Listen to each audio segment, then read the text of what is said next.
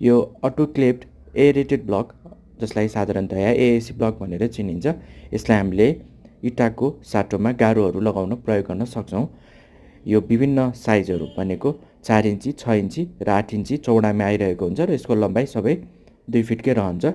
यसको वालहरू लगाउँदाखेरि हामीले अनिवार्य रूपमा यो सिल र लिन्टर ब्यान्डहरू ठ्याक्क यसलाई 3 भागमा विभाजन गरेर लगाउनु पर्छ र सिल ब्यान्ड र लिन्टर ब्यान्डहरू हामीले कम्तीमा पनि 4 इन्चीको दिनै पर्ने हुन्छ।